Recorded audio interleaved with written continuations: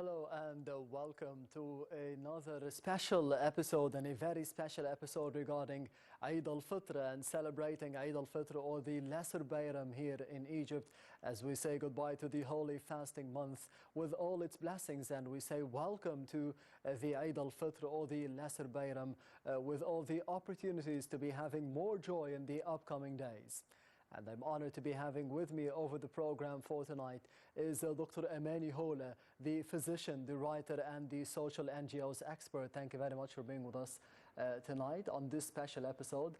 And a happy Eid. And of course, I would love to say that you would be having a good time with us today. Thank you, and happy Eid for you and all your team and also our dear viewers. Anytime. Of course, we said goodbye to the holy fasting month of Ramadan a few days ago. How did you spend Ramadan, 30 days or 29 days of blessings, especially that you are in the field of NGOs or the non-governmental organizations and supporting the needy families as well in the country? We cannot ignore that this great time flies. Actually, the Ramadan ran very quickly. Yes. But still we have some events and some, we can say, activities through the month, starting from, because we have our own philosophy in dealing with the charity work in general, that we don't like the direct donations or just giving people help. We prefer to encourage people to be independent and can help themselves.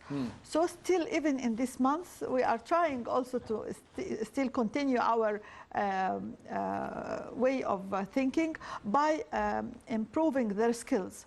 We have, I hope it's our project will be more and more bigger, that we are trying to train the lovely use of the orphanages through the Ministry of Industry to be skilled to different and various kinds of vocational training, according to their passion and their abilities, to be able to work directly after their graduation from the orphanage around the age of 18. Yes, and this means that the main aim is to be teaching skills to the young people, to the young women, to the young men of Egypt. What about the breadwinners, for example, the female breadwinners to be specific? What can you teach them? What happened during the fasting month of Ramadan or the holy fasting month of Ramadan that you taught them a number of skills that they got money through? I'm trying hard because unfortunately we have I cannot tell it's a bad habit, but actually it becomes like a culture in our community, which is just giving randomly. So people are start to be anxious to just to get as much as they can. Dependent on other people. Yes, and actually I don't like the way it happened in many cases. Yes. Because people are rushing, trying to fight to get more. I feel it's against our dignity, our religion. I hope we can manage to control the kind people are trying to help, but actually we have to make some kind of control and make it in a better and more pride way. So what can you teach them? What are the skills that you taught other people or the needy families through which they could be getting money from instead of just giving out money or giving out meals? We are trying to work in two ways. First way, to make them more skilled, even in Ramadan. Fasting month doesn't mean we have to be lazy and just spending time doing nothing. Yes. We are trying still to encourage them to make groups to let them learn some skills, especially for ladies.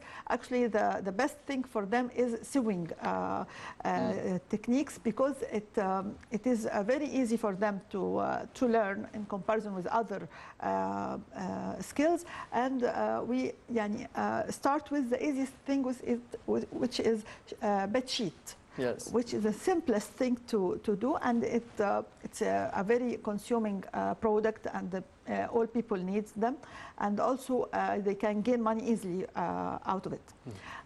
The second line, we are trying to improve their awareness, to make them understand it's not a consuming month, because we have generosity, but we sometimes use it in a negative way. Yes. By consuming a lot of amount of food instead of being wise in dealing with such things. We are trying to work on parallel lines, improving their skills and improving their awareness. You've mentioned, on the other hand, that there is a culture for some of the needy people or the needy families in the country, and there is a different mentality for them.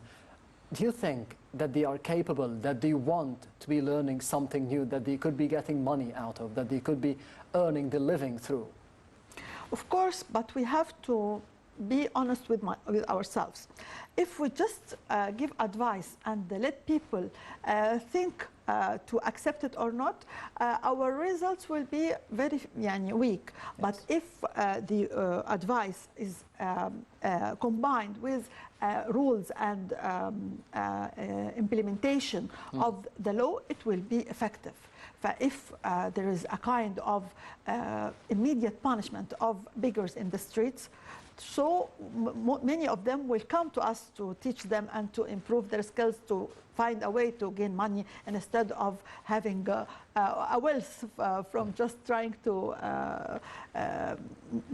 make the people feel pathetic, sympathy for them. So I hope the laws are already there, but yes, they are not implemented because we are very emotional people. We cannot, and we cannot differentiate between the real needy people and the pretending people. So this is the point we have to work on. So please, I'm trying to give a hope for every Egyptian citizen who has nice feelings and wants to do something good. Please don't make it randomly. Choose people you are sure that they are need, and give them in a positive way, not in a negative way, in a producing, not in consuming. Improve their skills or give them a chance to work, like give them tools, encourage them to go to our plan. I will be so happy, and it's free of charge. Yes. We are teaching people and give them a certificate from Ministry of Industry for free. 60 hours training to have the basics of many fields. I'm here giving an invitation. Anyone who wants to help, please go this way of improving skills of people instead of making them just waiting for donations. As we are celebrating Eid al-Fitr, and we can see footage of people praying on the streets and the balloons covering the mosques as well, how did you spend the fasting month of Ramadan, and how do you spend Eid in general? Really, in Egypt, Ramadan and Eid and all the occasions have different tastes. You will never find in the most lovely places in the world. Especially in Ramadan, I enjoy going to the popular areas which are overcrowded. Some people are complaining, but I feel very happy. This is the spirit of Ramadan. Yes, just a few days ago, I had to buy something in the time of iftar. I should have my iftar in the streets. Yes. I found nice place. It's in a very modest area. People are helping. They are giving me water for free. They are giving me, I asked for very simple stuff like salt. No, it's here. And we have lemon also. They are trying to help in a very lovely way, as if you have a family. I was spending the day out, away from my family. I thought I will feel lonely, but actually I felt everybody is a family. Even I have a drug to take after the prayer. I was trying to take it with soft drink. they said, no, stop, it's wrong. It makes a complication. Medical advice as well. يعني they are helping in all kind of help. You know, I was about to cry from the emotional overwhelming I have felt with them. In Egypt, it's different. According to Jasmine song, really, Ramadan in Egypt is a different, completely different in comparison with any place else. Did you spend Ramadan or Al-Eid in any other part of the world or any other area? In other years, actually, and I didn't feel anything. يعني I didn't feel. We tried to يعني invent as a community, as a small community. But no comparison, of course, يعني with Egypt. We have really gifts, but we don't appreciate and we don't even recognize. If يعني will understand me, many people who are traveling away, they will understand what I mean. But others who are always complaining, they are missing a lot. So why do you think it is always this way, that the people who are living outside of Egypt always miss Egypt and always miss time or miss spending time with their families and the close ones and the friends as well in Egypt? What is the difference? What is the spirit? What is the secret? The secret is the personality. The Egyptian personality is very, I don't know how to say, it's giving and it's have sense of humor, it has passion to help. We have different personality in comparison with all the nations. يعني. Trust me, I traveled to different directions and destinations from the يعني, far east to the far west. It's still the same. Where did you spend Ramadan outside of Egypt? Which country? Once I spent it in the US, and it was disaster. Of course, I made Umrah in Saudi Arabia. It was nice. It has, of course, its spirit, but still the religious part is great, of course, because we were in Umrah. But I missed also the freshness of Egyptian Ramadan. So in the USA, for example, you've been there, and the community that was with you, or the people who were with you, how did they celebrate Ramadan or Al-Eid in a small community, maybe 5 or 6 people? Actually, there are big communities, Muslim communities in the US are big, but of course of different cultures, because they are not all Egyptian. And the mosques are the most popular area to gather in them. They are nice people, of course. They are trying to feel Ramadan and Eid, but still we miss a lot. Like, you know, like you have fresh flour or fresh vegetable or fresh fruit and preserved one. This is the difference. It's just the same. Yeah, the same effect. The same name, the same flour, the same Eid. You've mentioned that Ramadan, it is past now, but we shouldn't have been lazy in it. We don't need to be maybe looking to the upcoming months of Ramadan, hopefully in the upcoming years. We should be receiving it in a different way. We shouldn't be lazy, because we had seen over the fasting month of Ramadan in the past year or this year that President Abdel Fattah al-Sisi is always going places during suhoor, at the time of suhoor, during the time of iftar, for example, inspecting police stations in Masr City, inaugurating the Egyptian Islamic Cultural Center at the new administrative capital at the time of suhoor. Is this a message to the rest of the Egyptians, to the rest of the Muslim people, that we shouldn't be lazy, because you mentioned this point? Actually, I really want to ask the president, when you are sleeping, so simple, it's against biology, really. يعني, great efforts he is doing. I hope people trying to have good model like him.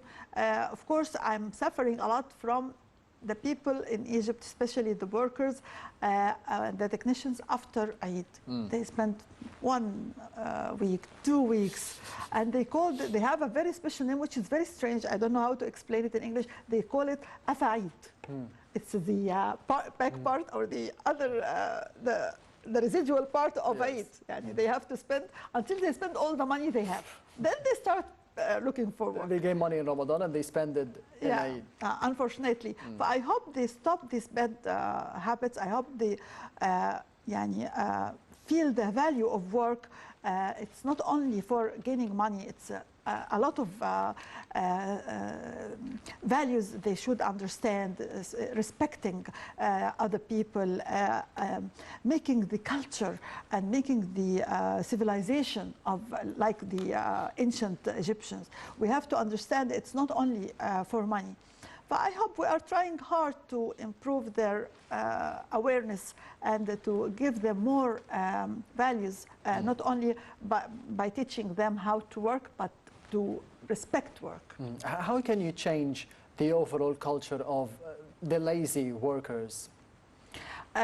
For me, I'm working with the new generations. Because the younger ones. The younger one. Because actually the older, you are suffering a lot to make them understand, and it's only by punishment, unfortunately, and giving what do you call fines, penalties. Yes. But for the younger generation, I have a full of good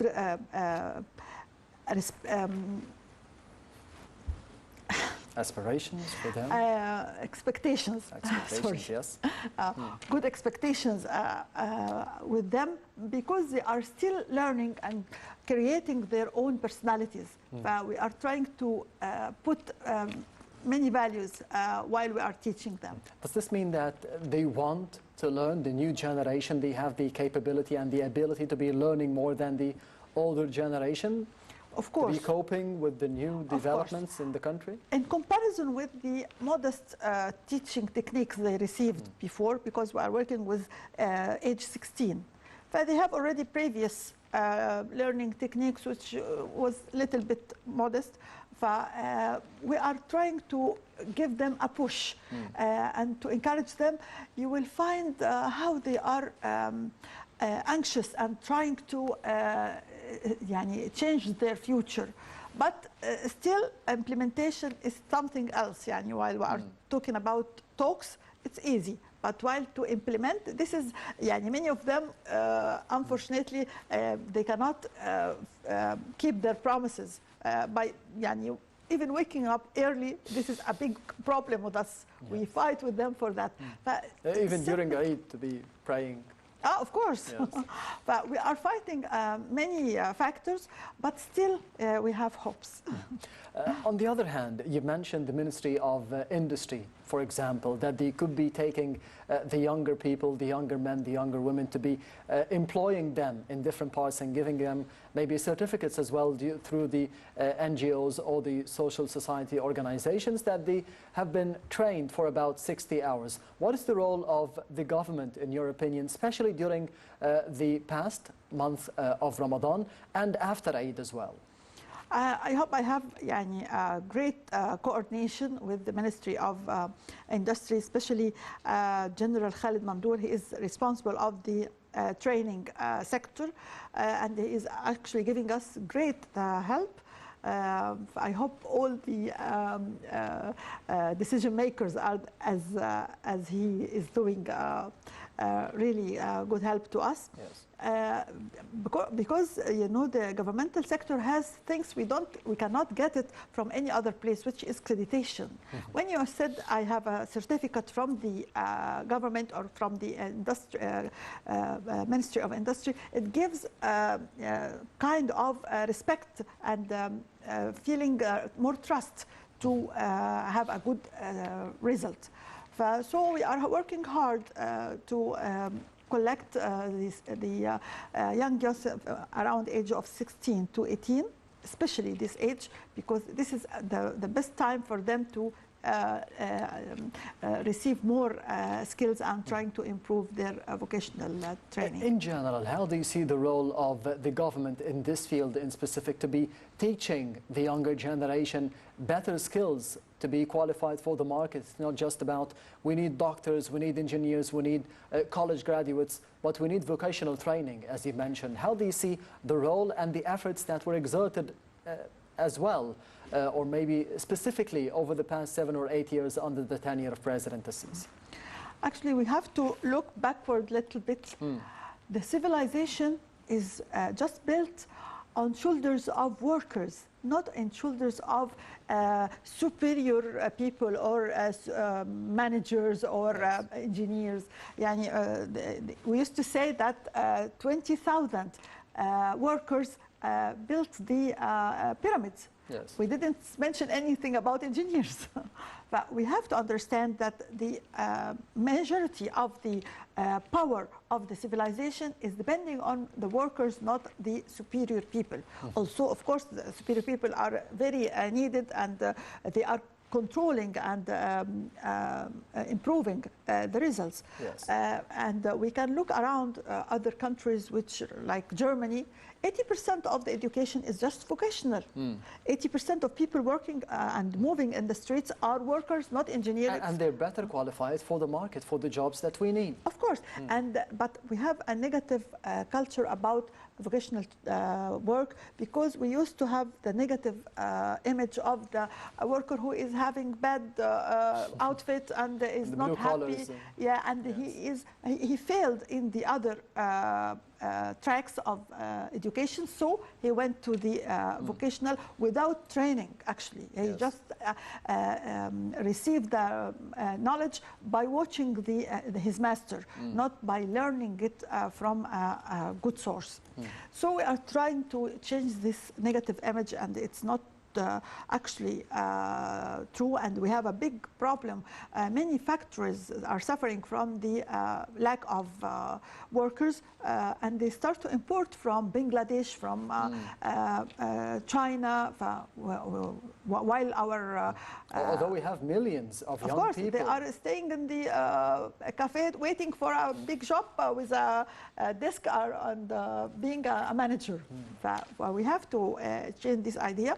About the governmental efforts, Yes. actually, they have a treasure, but it needs to be to make a marketing for them.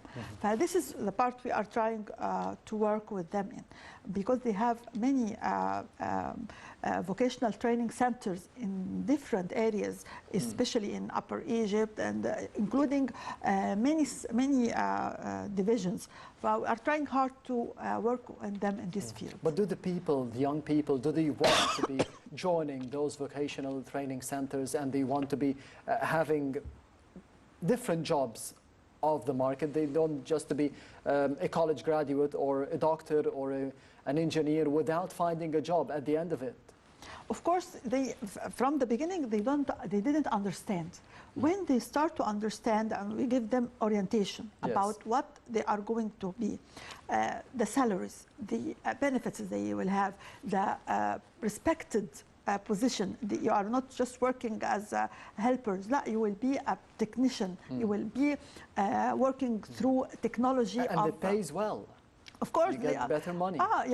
You cannot imagine they reach within few years to more than 10,000 and 15,000 according to their skills. Yes. When they understand that, they start to feel interested in this kind of training. But you mentioned that we need to be changing the mentality as well, or the culture. This Yes. is the hard part Yes. of the whole plan by the government and the NGOs and the social society organizations. How can we be changing this mentality as soon as possible? Because we need them. You've mentioned that. We have to work hard. We have to be patient, and to make awareness campaigns in parallel with the training itself. And you have a part of the responsibility as a window for people to understand and to know what's happening. On the other hand, the role of the private sector, because President Assisi and Prime Minister Mustafa Madbouli, they always speak about the role and the importance of the role of the private sector in everything virtually. What is the importance of the private sector in changing this mindset, in changing the culture, in giving better opportunities for the young men, for the young women who want to be having a better future for themselves and with a better pay as well? Of course. If we imagine the idea like a man, So we can say that the governmental sector is one leg and the private sector is the other leg. Yes. To work, we have to be coordinated together and to work together. And this is which we have good results. Actually, we have Al Arabi, Ghabbour. I don't want to mention a lot of them, yes. but they are actually doing great efforts in educational training, vocational side. Who should be starting with this coordination, the private sector or the public sector or the government? Don't wait. Whoever can help, let's do it. As I am as a NGO, I'm trying my part. I'm giving my hand. I'm trying to coordinate with the governmental sector. I hope also they have the initiation with me or with others. I hope everybody doesn't wait for the others. We have all to get the courage to be initiative. Yes, to be initiating the idea. Doctor, we'll be taking the first report of the daily debate for tonight and how we be celebrating Eid al-Fitr here in the country as we just said goodbye to the holy fasting month of Ramadan with all its blessings and welcoming Eid al-Fitr. So we'll be having more details in the upcoming reports, so stay tuned.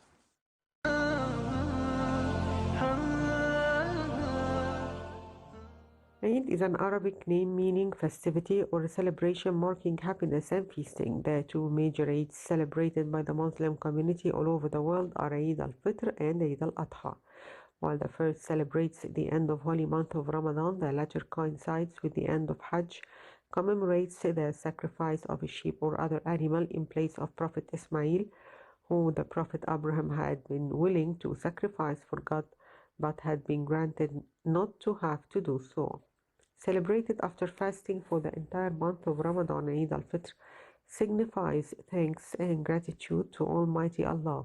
It is celebrated on the first day of Shawwal in the 10th month of lunar calendar. Being a happy celebration, Muslims buy new clothes, gifts, and good food. In Egypt, the festivity continues for 3 days, during which schools and government offices remain closed. Eid marks a time of family gatherings and merrymaking. It involves cooking and eating many Egyptian dishes. The food most commonly associated with the celebration is kahk, which are nut-filled cookies covered in powdered sugar. Fast breaking is a social event, and at dawn, friends and relatives are invited by Egyptian families to get together and break the fast. The month of Ramadan is the holiest time of the Muslim year. It is time when Muslims observe strict fast and participate in pious activities like charity and peacemaking. People who observe it recognizes the same as the time of intense spiritual renewal. The end of Ramadan begins with the 3-day celebration of Eid al-Fitr. A few days before Eid, Muslim families give a specific amount of donation to the needy and the poor, which is made in the form of food to ensure every Muslim can have a hearty meal and celebrate this day fully. The donation is referred as the charity of fast breaking. On the day of Eid, Muslims gather at mosques or outdoor locations for Eid prayers, which include a sermon followed by a short congregational prayer. Children receive the hadiyah, which is a customary from their grown-up relatives that are given in the form of a small sum of money. The customary greeting on Eid al-Fitr is Eid Mubarak, which means blessed Eid.